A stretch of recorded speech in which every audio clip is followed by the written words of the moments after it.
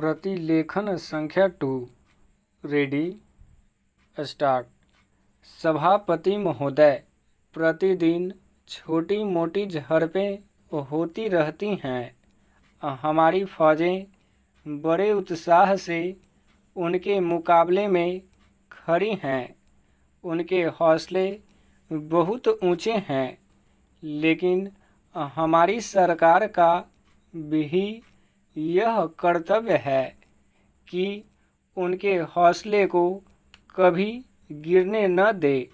उन्हें हर तरह की सुविधा प्रदान की जाए जिससे उनका आत्मविश्वास बढ़े।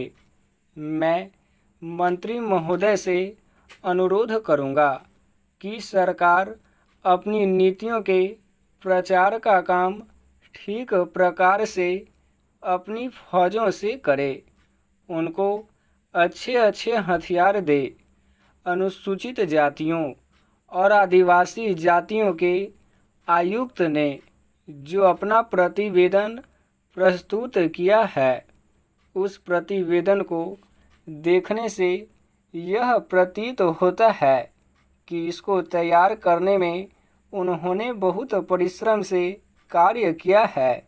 इसके लिए मैं उनको और उनके सहयोगियों को धन्यवाद देता हूँ, परंतु साथ ही साथ इस प्रतिवेदन के संबंध में कुछ आवश्यक निवेदन भी करना चाहता हूँ। पहली बात तो यह है कि इस प्रतिवेदन को देखने से ऐसा प्रतीत होता है कि इन कार्यों के लिए जिस धन का उपयोग होता है वह 3 साधनों से उपलब्ध होता है: केंद्र सरकार द्वारा, राज्य सरकारों द्वारा और कुछ गैर सरकारी संस्थाओं द्वारा। प्रतिवेदन के अनुसार जितना धन इन कार्यों पर व्यय करने के लिए दिया जाता है, उतना धन पूरी तरह से व्यय नहीं हो पाता। मैं यह नहीं कह सकता कि आवश्यकता से अधिक धन दिया जाता है या कार्यकर्ताओं को वह धन प्राप्त ही नहीं होता, जिसके कारण से वह बिना खर्च हुए बच जाता है। मैं तो यह चाहता हूँ कि जितना धन दिया जाता है उसका पूरा उपयोग हो और आयुक्त को यह न कहना पड़े कि इस कार्य के लिए जितने धन की आवश्यकता थी उतना धन नहीं मिल पाया और विवश होकर हमको उस कार्य को बीच में ही रोकना पड़ा।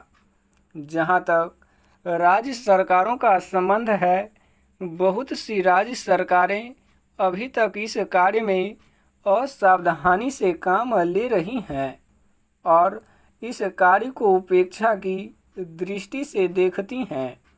आयुक्त ने इस बात की शिकायत की है कि बहुत सी राज्य सरकारों ने अनेक पत्र भेजने के बाद भी अभी तक अपनी रिपोर्ट नहीं भेजी है।